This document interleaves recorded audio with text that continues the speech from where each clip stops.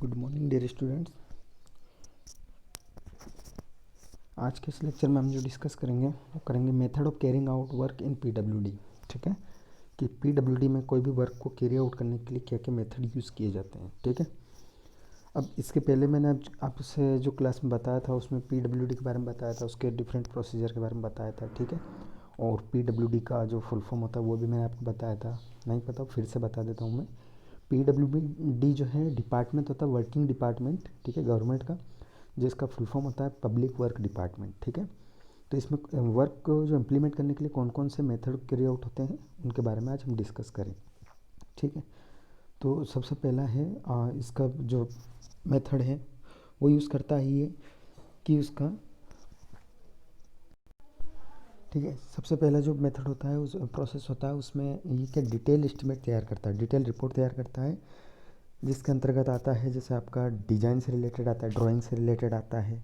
ठीक है, और साथ में प्रोजेक्ट की जो कॉस्ट है उसके रिलेटेड आता है। ठीक है, और सर्वेइंग के डेट्स की, सर्वेइंग डाटा जो भी आपका सर्वे करना उसके रिगार्डिंग जो टाइमिंग और शेड्यूलिंग की जाती है वो सारी चीज़ें इसके रिगार्डिंग आती है। ठीक है, तो फर्स्ट जो प्रोसेस होगी हमारी उसमें क्या होगा, डिटेल एस्टिमेट होगा। ठीक है, अब सेकंड जो होगा वो होगा हमारा बजट। ठीक है, अब क्या होगा कि कोई प्रोजेक्ट को इम्प्लीमेंट करना है तो उसका बजट तैयार किया जाएगा। ठीक है, अब ये जो बजट है मेजरली किसके द्वारा तैयार किया जाता है, बजट जो तैयार किया जाता है वो चीफ इंजीनियर द्वारा किया जाता है। ठीक है, चीफ इंजीनियर बजट तैयार कर देता है, उसके बाद वो एग्जीक्यूटिव इंजीनियर को इसके बजट के साथ सारी टर्म्स एंड कंडीशन को फॉरवर्ड करता है। अब एग्जीक्यूटिव इंजीनियर क्या करता है, इसको टेंडर इनवाइट करता है। ठीक है, टेंडर इनवाइट, टेंडर के लेक्चर में आपको बताया भी था मैंने टेंडर क्या होता है। ठीक है, और किस तरह से इनवाइट होता है, टेंडर का नोटिस की कंडीशन, ये सारी चीज़ें मैंने टेंडर वाले टॉपिक में आपको बताई है। ठीक है, तो एग्जीक्यूटिव इंजीनियर क्या करता है, टेंडर इनवाइट करता है। ठीक है, अब जो टेंडर इनवाइट होगा उसके बाद जो काम है उसको अलॉट किया जाएगा, जो पर्टिकुलर जो भी सिलेक्टेड जिस कॉन्ट्रैक्ट को सिलेक्ट किया गया उससे उसका वर्क को अलॉट किया जाएगा। ठीक है, अब चाहे वो मैनुअली कर दिया जाए किसी कॉन्ट्रैक्टर से डायरेक्ट कॉन्ट्रैक्ट करके, या फिर ई टेंडरिंग। ई टेंडरिंग मतलब समझ में आया होगा आपको, जैसे ई लर्निंग होता है। ठीक है, मतलब ऑनलाइन टेंडर पब्लिश किया जाता है और उससे ऑनलाइन ही सारी टर्म्स एंड कंडीशन दे दी जाती है। अगर एक्सेप्ट कॉन्ट्रैक्टर को एक्सेप्ट होती है और दोनों के बीच में समझौता होता है तो वो उसको एक्सेप्ट कर लेता है। ठीक है, तो ऑनलाइन माध्यम से भी टेंडरिंग को अलॉट किया जाता है। ठीक है, नेक्स्ट स्टेप जो आएगी, अब कुछ आपने सुना होगा ईएमडी जिसको बोलते हैं, अर्नेस्ट मनी डिपॉजिट। अब ये अर्नेस्ट मनी डिपॉजिट को मैं एक तरह से बोलूँ तो ये आपका सिक्योरिटी डिपॉजिट भी कहलाता है। ठीक है, सिक्योरिटी डिपॉजिट का पर्पज़ ये है कि जैसे कॉन्ट्रैक्टर जो भी कॉन्ट्रैक्टर हैं वो कॉन्ट्रैक्ट के लिए तैयार हो जाता है, वो सारी टर्म्स एंड कंडीशन की फ़ाइल पे साइन कर देता है और इस डील को पूरी तरह से तैयार हो जाता है कब पूरा करने के लिए। तो उसके बाद उसको 5 से 10% जितना कॉस्ट का प्रोजेक्ट है उसका 5 से 10% जो है वो उसको पहले एडवांस में जमा करना पड़ेगा डिपार्टमेंट के पास। ठीक है, ये एक प्रकार से गारंटी है कि भैया हाँ ये कॉन्ट्रैक्टर जो है ये इस काम को पूरा करने के लिए इसने जिम्मेदारी ली है, बिल्कुल सुचारू रूप से इसको कर देगा कंप्लीट। तो उसके लिए वो गारंटी के तौर पर ये अमाउंट रखते हैं। ठीक है, अब जो काम है, काम की जो प्रोसेस है उसको सुपरवाइज किया जाता है और उसके बाद पेमेंट, जो आगे का पेमेंट जो भी है जो बनता है जैसे जैसे काम चलता है उसके अकॉर्डिंग पेमेंट रिलीज़ होता रहता है। ठीक है, तो काम का प्रोग्रेस जब चलता है तो उसको सुपरवाइज़ कौन करता है, पीडब्ल्यूडी डिपार्टमेंट से ही पर्सन आते हैं और वो सारे काम को जो सुपरवाइज़ करते हैं कि हाँ काम कितना चल रहा है, कितना काम हो गया, उसके बेसिस पे ही पेमेंट को रिलीज़ करते हैं। ठीक है, उसके बाद जो पीडब्ल्यूडी मेथड जो यूज़ करता है, कौन कौन से मेथड पीडब्ल्यूडी में एप्लीकेबल होते हैं, पहला है कॉन्ट्रैक्टर मेथड होता है और दूसरा डिपार्टमेंटल मेथड। ठीक है, अब कॉन्ट्रैक्टर मेथड में हम 3 टाइप के मेथड पढ़ेंगे, एक पढ़ेंगे पीस वर्क मेथड, दूसरा रेट लिस्ट मेथड और थर्ड पढ़ेंगे डे वर्क मेथड। ठीक है, तो सबसे पहला मैं आपको जो पीस वर्क मेथड बताता हूँ। पीस वर्क नाम से ही समझ में आ रहा होगा, जैसे आपको पीस वर्क मेथड में क्या होता है कि काम को पीसेस में ब्रेक डाउन कर दिया जाता है और उसको इम्प्लीमेंट कराया जाता है।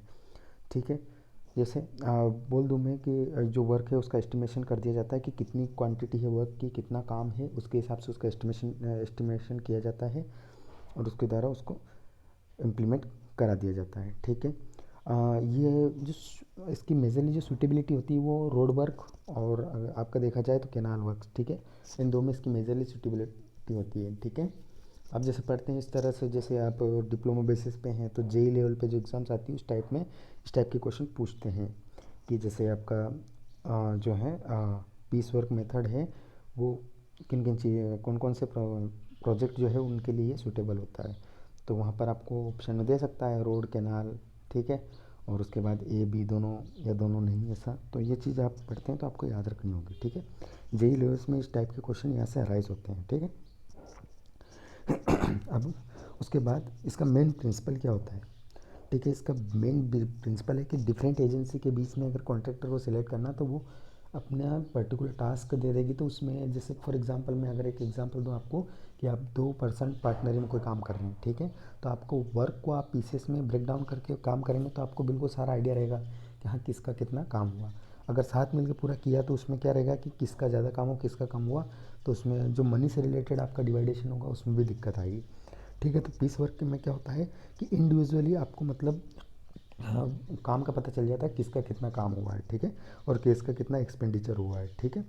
तो इसलिए इसका ये मेन बेनिफिट है पीस वर्क मेथड का, ठीक है। चलिए उसके बाद मैं देखता हूँ रेट लिस्ट मेथड, ठीक। ठीक है, रेट लिस्ट मेथड जो है ये टोटली बेस्ड होती है क्वांटिटीज ऑफ वर्क और साथ ही साथ मटेरियल की कॉस्ट क्या चल रही है, ठीक है। और वो मटेरियल की कॉस्ट जो चल रही है प्रेजेंट कॉस्ट क्या है मटेरियल की, इसके बेसिस पे, ठीक है। जो मटेरियल की प्रेजेंट कॉस्ट क्या है उसके बेसिस पे इस मेथड को इम्प्लीमेंट करते हैं, ठीक है। और उसके बाद ये कॉन्ट्रैक्ट रेट के लिए इसमें एग्रीमेंट तैयार किया जाता है, ठीक है। कि कितनी क्वांटिटी का वर्क है और अलग अलग आइटम हैं, आइटम के बेसिस पे कि आइटम और वर्क जो है वर्क का पेमेंट, ये सारी चीज़ों के बीच बेसिस पे इन सब चीज़ों के लिए एग्रीमेंट तैयार किया जाता है, ठीक है। और उसके बाद जो एग्रीमेंट होता है, अब काम जितना भी होता रहता है वो इनके आइटम रेट के बेसिस पे उसको पेमेंट रिलीज़ कर दिया जाता है, ठीक है।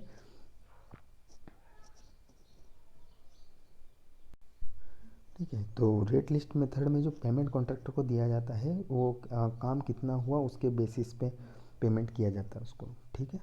कि कितने अमाउंट का वर्क उसने फिनिश कर दिया उसके बेसिस पे पेमेंट रिलीज हो जाता होता रहता है, ठीक है। तो रेट लिस्ट मेथड मतलब रेट लिस्ट वर्ड से समझ में आ रहा है आपको कि रेट के बेसिस पे क्या आइटम और मटेरियल की रेट के बेसिस पे कॉन्ट्रैक्टर को पेमेंट दिया जाता है, ठीक। उसके बाद नेक्स्ट आता है हमारा डे वर्क मेथड, ठीक है। अब डे वर्क मेथड में क्या होता है कि इसमें डेली वेजेस पे मतलब कॉन्ट्रैक्टर जो है उसको मतलब कॉन्ट्रैक्टर जो है लेबर का जो पर डे का कॉस्ट है उसके अकॉर्डिंग ही गवर्नमेंट उसको पेमेंट देगी, ठीक है। ठीक है, तो लेबर का पर डे का कॉस्ट जो भी डिसाइड होता है, ठीक है। और लेबर की सारी इसका मतलब क्या है उसमें अटेंडेंस भी उसको रखनी पड़ेगी, ठीक है। कि उसको रिकॉर्ड रखना पड़ेगा कि हाँ मेरे लेबर की इतने इतने लेबर लगे और पर डे की कॉस्ट ये है, ठीक है। अब इसमें क्या है कि रिकॉर्ड रखना पड़ेगा तो उसमें ज़्यादा मेंटेनेंस लगेगा कि भैया लेबर है, लेबर का जितने दिन काम चल रहा है उतने दिन का सारा रिकॉर्ड रखना पड़ेगा, ठीक है। तो इसमें इसके लिए इसमें मेंटेनेंस का भी रिकॉर्ड रखना पड़ता है तो इसलिए ज़्यादा मेंटेनेंस की ज़रूरत पड़ती है, ठीक है। और साथ ही साथ अब ज़्यादा नंबर में पेमेंट स्टाफ भी आपको रखना पड़ेगा, क्यों? क्योंकि देखो जैसे लेबर की सारे दिन की अटेंडेंस उसका सारा दिन का बजट तैयार करके फिर उसको वो फंड रिलीज़ कराना, इसके लिए पेमेंट स्टाफ जो है उसकी भी ज़्यादा ज़रूरत पड़ेगी, ठीक है। तो ये इसका देखा जाए तो एक डिसएडवांटेज होगा, ठीक है। एक तो हाई मेंटेनेंस की रिक्वायर्ड होगी आपको, ठीक है। रिकॉर्ड रखने के लिए ज़्यादा मेंटेनेंस रखना पड़ेगा, एक ये डिसएडवांटेज हो गया इसका, ठीक है। और पेमेंट स्टाफ है उसकी भी ज़्यादा ज़रूरत पड़ेगी, ये भी एक डिसएडवांटेज हो गया, ठीक है।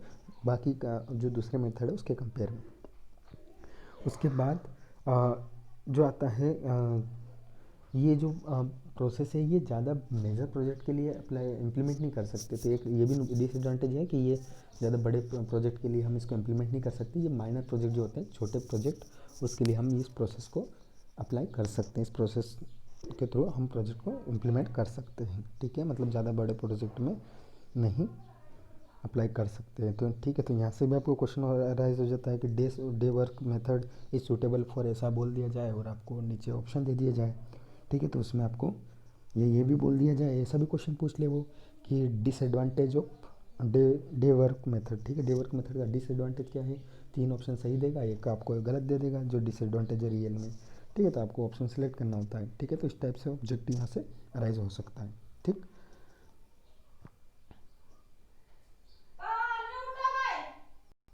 ठीक है। नेक्स्ट मेथड आता है मेरा डिपार्टमेंटल मेथड। ठीक है, डिपार्टमेंटल मेथड जो होता है ये बेसिकली जो वर्क करता है totally based on master roll. इसमें क्या मास्टर रोल तैयार किया जाता है। मास्टर रोल आपने सुना होगा, नहीं सुना तो मैं बता देता हूँ। मास्टर रोल जो होता है अटेंडेंस से रिलेटेड होता है, अटेंडेंस के रिगार्डिंग इसमें पेमेंट का बजट तैयार किया जाता है। ठीक है, तो मास्टर रोल जो है ये रिकॉर्ड है लेबर का। ठीक है, जो लेबर है उसकी अटेंडेंस का रिकॉर्ड किया जाता है इसमें। ठीक है, और उसमें उसके साथ जैसे जिस भी प्रोजेक्ट पे काम कर रहा है वहाँ पर उसका अटेंडेंस का रिकॉर्ड लेकर और वहाँ पर उसको साइन करा लिया जाता है कि हाँ भाई ये जो अटेंडेंस है सही है। ठीक है, उसके बाद इसमें मास्टर रोल जो है 2 टाइप का होता है, एक होता है नॉमिनल मास्टर रोल और एक होता है कैजुअल मास्टर रोल। ठीक है, नॉमिनल मास्टर रोल जो होता है ये किस टाइप का रिकॉर्ड है, जिसमें काम से कोई संबंध नहीं होता है कि भैया आपके यहाँ लेबर, आपके प्रोजेक्ट पे लेबर काम कर रही है तो उसका काम कितना हुआ उस चीज़ को कंसिडर नहीं किया जाता। बस लेबर प्रेजेंट है या नहीं है उसकी अटेंडेंस को देखा जाता है कि हाँ भैया प्रेजेंट है, इट मीन्स पहले पेमेंट उसका दिया जाएगा। ठीक है, उसमें वर्क को एसोसिएट नहीं किया जाता, साथ में वर्क को इंक्लूड करके नहीं चलते। वो कॉन्ट्रैक्टर के ऊपर वो कितना काम उससे ले। ठीक है, लेकिन वहाँ पर अगर लेबर आया है तो उसकी अटेंडेंस है तो इट मीन्स उसको पेमेंट देना है। ठीक है, लेकिन अगर मैं कैजुअल मास्टर रोल की बात करूँ तो इसमें क्या होता है, वर्क को भी कंसिडर किया जाता है कि ठीक है कि जो अटेंडेंस है master roll which record of work of maintenance. ठीक है, कि मतलब इसमें काम मास्टर रोल जो अटेंडेंस है, अटेंडेंस के साथ काम भी कितना प्रोग्रेसिव हुआ है। ठीक है, तो उसकी प्रोग्रेसिव रिपोर्ट को भी इसमें अटैच करना पड़ता है। ठीक है, तो इसका मतलब ये क्या है, टोटली बेस्ड होगा क्वांटिटी ऑफ वर्क है कि इतना क्वांटिटी का है। जैसे फॉर एग्जांपल आपके घर पे कंस्ट्रक्शन चल रहा है तो आप क्या करते हैं, एक होता है डेली वेजेस पे आप लगाते हैं कि भैया आपको दिन भर काम करना है, और एक होता है कि आप उसको लगाए तो आपने बोल दिया कि ये टास्क है आपको ये कंप्लीट करना है। ठीक है, चाहे वो पूरे दिन में करें 2 दिन में करें। ठीक है, तो इस टाइप से जो होता है कि मतलब क्वांटिटी ऑफ वर्क के बेसिस से लेबर को काम अलॉट करना। ठीक है, तो उसको हम कैजुअली मास्टर रोल बोलते हैं। ठीक है, अब मास्टर रोल जो है ये तैयार करके ये किसको भेजा जाता है, असिस्टेंट इंजीनियर को। ठीक है, किसके द्वारा भेजा जाता है, जो साइट पे कौन रहता है, जूनियर इंजीनियर। तो जूनियर इंजीनियर किसको भेजेगा, असिस्टेंट इंजीनियर को। ठीक है, वो अब जूनियर इंजीनियर जो है वो डेली बेसिस पे भेज सकता है इसको या वीकली भेज सकता है। ठीक है, और या फिर छोटा प्रोजेक्ट अगर तो पूरा प्रोजेक्ट कंप्लीशन के बाद भी वो ये मास्टर रोल तैयार करके भेज सकता है। ठीक है, ठीक। अब जो इसके मास्टर रोल के बेसिस पे जूनियर इंजीनियर का करता है, एक बुक, एक फाइल होती है जिसको हम बोलते हैं मेजरमेंट बुक। वो मेजरमेंट बुक तैयार करके रखता है। अब मेजरमेंट बुक जिसको शॉर्ट फॉर्म में एमबी बोला जाता है, मेजरमेंट बुक के जो सारा फाइल डाटा है वो ट्रांसफ़र भेज देता है उसके अपर लेवल के इंजीनियर को। तो वो उसके बाद उस मेजरमेंट बुक के हिसाब से उसको कन्वर्ट कर लिया जाता है क्वांटिटी ऑफ वर्क में कि कितना काम हुआ है। ठीक है, जो काम हुआ है उसके अकॉर्डिंग उसमें पेमेंट रिलीज़ कर दिया जाता है। ठीक, तो पेमेंट जो रिलीज़ किया जाता है किसमें, कैजुअल मास्टर रोल में, it is release on the basis of measurement book. ठीक है, कि मेजरमेंट बुक का जो डाटा है उसको कन्वर्ट कर लिया जाता है कितने अमाउंट में काम हुआ है, हो चुका है। ठीक है, उसके बेसिस पे पेमेंट को रिलीज़ किया जाता है। ठीक है, अब पीडब्ल्यूडी डिपार्टमेंट में कुछ टेक्निकल टर्म्स जो यूज़ होती है उनके बारे में हम डिस्कस करेंगे। ठीक है, जैसे एक एडमिनिस्ट्रेशन टीम जो होती है उसका एडमिनिस्ट्रेटिव अप्रूवल। ठीक है, कि एडमिनिस्ट्रेटिव अप्रूवल मतलब उसकी अनुमति। ठीक है, तो एडमिनिस्ट्रेटिव टीम जो होती है ये main head of the department होता है कि मतलब जैसे पीडब्ल्यूडी डिपार्टमेंट है तो उसकी मेन हेड जो टीम होगी एडमिनिस्ट्रेटिव टीम होगी, और उसके द्वारा किसी भी चीज़ पर परमिशन देना या अप्रूव करना, ठीक है, सबसे मेन है। अगर वहाँ से अप्रूव नहीं हुआ तो आप नीचे कोई भी वर्क को इम्प्लीमेंट नहीं कर सकते, कोई भी टास्क को शुरू नहीं कर सकते। ठीक है, तो ये बहुत हाई अथॉरिटी होती है। ठीक है, जैसे फॉर एग्जांपल मैं आपको एक एग्जांपल दूं, आप अपना जो पूरा फैमिली में मेन मुखिया जो होता है वो क्या होता है, मेन अथॉरिटी होती है आपकी फैमिली की, कि वहाँ से जो भी आ, काम करने के लिए अगर वो अनुमति देंगे तभी आप घर पे कोई काम को प्रोसेस करोगे। किसी तरह का प्रोग्राम फंक्शन ऑर्गेनाइज कर रहे हैं तो आप घर में मेन अथॉरिटी जो हाई आपके सबसे बड़े हैं घर पे, वो अगर परमिशन देंगे उसके बाद ही आप काम को शुरू करेंगे। उसी तरह पीडब्ल्यूडी डिपार्टमेंट का जो एडमिनिस्ट्रेटिव टीम है ये सबसे हाई अथॉरिटी होता है, ठीक है। और यही डिसाइड करता है कि वेदर वर्क जो आपका काम शुरू करना है, प्रोजेक्ट को इम्प्लीमेंट करना है या नहीं करना है, ठीक है। और उसके बाद ये भी डिसाइड करेगा कि सूटेबल कॉस्ट कितनी हो सकती है प्रोजेक्ट की, कि हाँ ये इतनी सूटेबल है। ऐसा तो नहीं कि कुछ भी किसी छोटे प्रोजेक्ट की भी हाई अमाउंट में बजट पास कर दिया जाए, ऐसा नहीं हो सकता, ठीक है। तो वो कॉस्ट की सूटेबिलिटी देखता है, ठीक है। और जो प्रोजेक्ट है आपकी उसकी कॉस्ट की सूटेबिलिटी के बाद वो उसका प्लेस भी देख सकता है, ठीक है, प्लेस की किस जगह इसको इम्प्लीमेंट करना, ठीक है। और it includes NOC from various department. अब एनओसी का मतलब आपको पता होगा, एनओसी होती है नॉन ऑब्जेक्शन सर्टिफिकेट। ये नॉन ऑब्जेक्शन सर्टिफिकेट क्यों ज़रूरी है, इसके हर डिपार्टमेंट से वो एनओसी क्यों लेता है, मतलब उसका कारण यही है कि एनओसी जिस भी प्लेस पे वर्क चल रहा है वहाँ पर बहुत सारी प्रॉब्लम आ सकती है रिगार्डिंग टू लैंड की। जैसे ज़मीन है, जिस ज़मीन पर प्रोजेक्ट चल रहा है वहाँ पर हो सकता है कोई क्लेम कर दे, ठीक है, उसके रिगार्डिंग, ठीक है। वहाँ पे मटेरियल सप्लाई कर रहे हैं तो हो सकता है थर्ड पार्टी और कोई भी पर्सन हो, लोकल रहे वहाँ के रहने वाले, उनको कोई प्रॉब्लम हो, ठीक है। तो वो सारी चीज़ों के रिगार्डिंग वो एनओसी लेता है, गवर्नमेंट के अलग अलग डिपार्टमेंट से लेता है कि भैया हम जो वर्क करने जा रहे हैं इसमें ये काम होगा और उसके कारण ये थोड़ी बहुत इनको प्रॉब्लम, किसी का थोड़ा नुकसान, किसी का फ़ायदा, ये चीज़ हो सकती है। तो उसके रिगार्डिंग वो गवर्नमेंट से परमिशन के लिए एनओसी डिफरेंट अलग अलग डिपार्टमेंट से लेता है, ठीक है, ओके, ठीक है। एनओसी ले लिया, उसके बाद वो क्या करता है,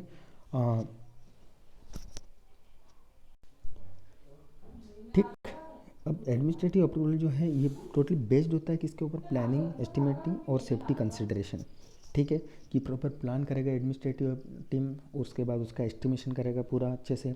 उसके बाद सेफ्टी कंसिडरेशन मतलब ऐसा नहीं कि उसमें ज़्यादा नुकसान हो, ठीक है। सेफ्टी सलामती मतलब सारा प्रोजेक्ट जो चल रहा है उसमें पूरा सेफली हो जाए, ठीक है। तो सेफ मोड पे मतलब जो सारा काम हो जाए उस चीज़ को कंसिडर करते हुए वो सारे चीज़ का प्लान करेगा, ठीक है। उसके बाद ही वो इम्प्लीमेंट करने की परमिशन वहाँ से रिलीज़ करेगा, ठीक है। उसके बाद देखिए एडमिनिस्ट्रेटिव टीम जो है अप्रूवल दे देती है, उसके बाद वो number of man power can be predicted, ठीक है। कि मैन पावर मतलब कि कितने लोगों की वहाँ पे ज़रूरत पड़ जाएगी, कितने परसेंट की ज़रूरत पड़ेगी, वो सिलेक्ट करेगा कि अलग अलग टास्क के लिए अलग अलग पर्सन रहेगा। उसका सर्वेइंग, वहाँ का प्रोजेक्ट जो बनने जा रहा है उसका सर्वे करना, ठीक है, उसका सारा डिटेलिंग निकालना, ठीक है, उसका एस्टिमेशन तैयार करना, उसके लिए उसको मैन पावर को प्रेडिक्ट करना पड़ेगा, ठीक है, ओके, ठीक है। तो ये हो गया हमारा एडमिनिस्ट्रेटिव अप्रूवल। एडमिनिस्ट्रेटिव अप्रूवल फिर से बोल देता हूँ, ये हेड अथॉरिटी होती है जिसको बोलूँ मैं हायर अथॉरिटी, ठीक है, ठीक है। यहाँ से परमिशन रिलीज़ हुई उसके बाद ही सारे डिपार्टमेंट आगे प्रोसेस करेंगे, ठीक है। वहाँ से परमिशन हो गई, सारा वहाँ से प्लानिंग, उसका प्रोजेक्ट का साइट वगैरह सारी चीज़ें को एस्टिमेट करके उसकी प्रोबेबल कॉस्ट वगैरह सब रिलीज़ कर दी गई है। तो अब जो वो वहाँ से फाइल जो पास होगी वो किसके पास होगी, टेक्निकल सेक्शन पे। अब ये टेक्निकल सेक्शन मतलब जो हमारे तकनीकी, इसमें क्या होगा, तकनीकी पर्सन, इनको प्रोजेक्ट कहाँ करना है, क्या करना है, इससे मतलब नहीं, इनको बस मेन मतलब है कि अगर एडमिनिस्ट्रेटिव टीम से अप्रूवल मिल गया तो इनको बस जो भी अप्रूवल मिला उसके बेसिस पे सारी चीज़ों को टेक्निकली देखना है, ठीक है। इनको टेक्निकल चीज़ें देखने की ज़रूरत है। जैसे चीफ इंजीनियर जो है वो मेन अथॉरिटी होगा। अब टेक्निकल सेक्शन का जो मेन अथॉरिटी कौन होगा, सोल ऑफ अथॉरिटी जो चीफ इंजीनियर है वो होगा, ठीक है। और ये टेक्निकल सेक्शन होता कौन सा, जो टेक्निकल पर्सन होते हैं, फॉर एग्जांपल मैं बोलूँ इंजीनियरिंग डिपार्टमेंट, ठीक है। तो इसमें क्या होगा, टेक्निकल सेक्शन में सारी चीज़ें तैयार करेंगे वो, जैसे उसका जो है डिटेल ड्राइंग निकालेंगे, ठीक है, कि डिटेल में उसका सारा एस्टिमेशन करेंगे। जो कि जहाँ जो आपका पीडब्ल्यूडी डिपार्टमेंट का जो एडमिनिस्ट्रेटिव से अप्रूवल जो मिला है उसमें जो उन्होंने चीज़ तैयार करके दी, क्या उसके अंदर में आ रहा है कि नहीं आ रहा है, कि उससे बाहर तो नहीं जा रहा है, ठीक है, ओके। तो superintending engineer can provide technical section, ठीक है। सुपरिटेंडिंग इंजीनियर जो है वो टेक्निकल सेक्शन प्रोवाइड करा सकता है, ठीक है। Technical section is approval based on detail drawing. देखिए वही बात है कि अब जो है डिटेल में उसका ड्राइंग करेगा, डिज़ाइन करेगा और स्पेसिफिकेशन देखेगा। And estimated provide of by engineering department. अब उसके द्वारा जो इंजीनियरिंग डिपार्टमेंट है वो भी अपना एक एस्टिमेट देगी कि भैया जो हमारी पीडब्ल्यूडी की जो हेड है जिसको हम एडमिनिस्ट्रेटिव टीम बोलते हैं, उसने जो प्रोवाइड किया है हमको बजट, या फिर मैं बोलूँ एस्टिमेट तैयार करके दिया है, क्या वो उसमें और जो टेक्निकल टीम तैयार करेगी उसमें दोनों में ज़्यादा डिफरेंस तो नहीं आ रहा है, ये चीज़ को भी देखा जाएगा। ठीक है, अब टेक्निकल सेक्शन सारी चीज़ें देख लेता है, उसका डिटेल में एस्टिमेशन कर लेता है, उसके बाद वो वहाँ से एक लेटर रिलीज़ करते हैं। ठीक है, after technical section a letter is issued by the department and then various survey work start for the project. उसके बाद वहाँ से एक लेटर रिलीज़ करता है कि अगर हाँ ठीक है तो उसका आगे का सर्वे प्रोसेस कर दिया जाता है, और अगर उसमें ज़्यादा वेरिएशन आ रहा है रिगार्डिंग टू एस्टिमेशन या डिटेल जो ड्राइंग डिज़ाइन किसी भी चीज़ में कोई वेरिएशन आ रहा है, तो उसको पहले वो वापस से उसके जो एडमिनिस्ट्रेटिव टीम है या एडमिनिस्ट्रेटिव हेड जो है वहाँ पर सारी चीज़ों को शेयर करेगा। ठीक है, ज़्यादा अगर डिफरेंस आता है, कम आता है तो फिर कोई दिक्कत नहीं है। ठीक है, तो वहाँ पर वो डिस्कस करने के बाद वो क्या करेगा, लेटर रिलीज़ कर देगा। ठीक है, वर्क को इम्प्लीमेंट करने के लिए। ठीक है, उसके बाद suggestion from related ministry is discussed after technical section. अब टेक्निकल सेक्शन से अप्रूवल मिल गया, उसके बाद क्या है, मिनिस्ट्री लेवल पे जैसे गवर्नमेंट के जो पर्सन होते हैं, सीनियर पर्सन जैसे मंत्री वगैरह, इनसे क्या होता है एक बार डिस्कस किया जाता है कि भैया ये जो हमारे हेड ऑफिस से ये प्रोजेक्ट के लिए अप्रूवल मिला है, टेक्निकल सेक्शन से भी ये चीज़ क्लियर हो चुकी है। ठीक है, अब मंत्री लेवल पे इसकी जो है परमिशन लेनी होती है, तो वहाँ पर डिस्कस कर लेते हैं उसके रिगार्डिंग कि ठीक है ये प्रोजेक्ट इस टाइम में और इतने बजट में इसको इम्प्लीमेंट करना है। ठीक है, ओके। तो मेरे ख्याल से आपको टेक्निकल सेक्शन का समझ में आ गया होगा कि टेक्निकली जो प्रोजेक्ट के ऊपर एस्टिमेशन करते हैं उसका डिटेल में सारी चीज़ों को देखते हैं। ठीक है, अलग अलग क्राइटेरिया को डिटेल में देखते हैं टेक्निकल बेसिस पर। ठीक है, और अच्छा अब यहाँ पर एक बात मैं पूछूँ आपसे कि अगर जैसे मेन डिफरेंस क्या आ जाता है कि एडमिनिस्ट्रेटिव अप्रूवल और टेक्निकल सेक्शन दोनों में क्या डिफरेंस आ जाता है। ये टेक्निकल सेक्शन जो है ये केवल वर्क को डिटेल में देखता है, ये एक्स्ट्रा चीज़ें नहीं देखता है, लेकिन अगर पीडब्ल्यूडी का जो हेड ऑफिस है वो सारी चीज़ें भी देखेगा, उसकी इकोनॉमी देखेगा। ठीक है, और उसमें सेफ्टी को भी कंसिडर करके चलेगा वो। ठीक है, सारी चीज़ें देखेगा, लेकिन यहाँ टेक्निकल सेक्शन को इन सब चीज़ों से मतलब नहीं है, उसको बस केवल डाटा कैलकुलेट करना, डिटेल में डाटा कैलकुलेट करना और डिटेल में एस्टिमेट को देखना। ठीक है, ये काम होता है, दोनों में इतना सा डिफरेंस होता है। ठीक है, अब उसके बाद लास्ट जो मेरा आता है वो आता है बजट प्रोविज़न। ठीक है, बजट प्रोविज़न क्या होता है, बजट से समझ में आ रहा है आपको। ठीक है, कि पेमेंट के रिगार्डिंग प्रोविज़न। ठीक है, अब it is prepared by chief engineer. Budget provision तैयार कौन करता है, ठीक है, चीफ इंजीनियर तैयार करता है। ठीक है, अब ये बजट होता क्या है कि ये कैलकुलेट अमाउंट होती है सालाना, कि साल की कैलकुलेट अमाउंट जो है किसी प्रोजेक्ट के लिए, अदर वो अब उस बजट में आपको जो अमाउंट कैलकुलेट कर रहा है उसमें वो प्रॉफिट भी हो सकता है और लॉस भी हो सकता है। तो बजट क्या शो करता है, एक प्रकार से किसी प्रोजेक्ट को इम्प्लीमेंट करने के बाद उसमें प्रॉफिट और लॉस को शो करता है। ठीक है, ठीक है, ओके। अब जो है बजट का जो है ये प्लान बना कर ये किसको, मिनिस्ट्री ऑफ फाइनेंस को भेजा जाता है। फाइनेंशियल मतलब जो लेन देन का जो सारा मेंटेनेंस देखते हैं, उन मंत्री लोगों को ये सारा बजट बना के भेज दिया जाता है।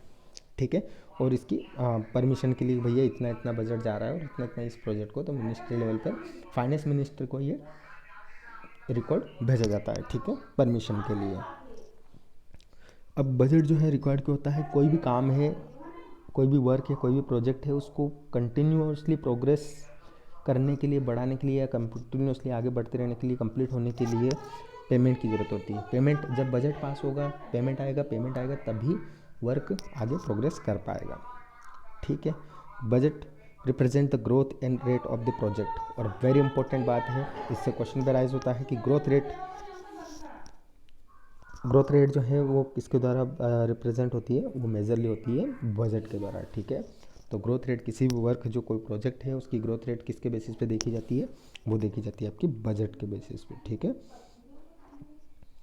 ओके। तो अगर बजट यही रिलीज़ नहीं हो रहा ठीक से, तो क्या प्रोजेक्ट की ग्रोथ रेट हो पाएगी, क्या नहीं हो पाएगी। ठीक है, तो इसके बेसिस पे भी ऑब्जेक्टिव क्वेश्चन बन सकता है, वो भी आप ध्यान रखें। आपसे क्वेश्चन पूछ सकता है कि बजट रिप्रेजेंट्स ऐसा करके, और नीचे आपको ग्रोथ रेट दे दे।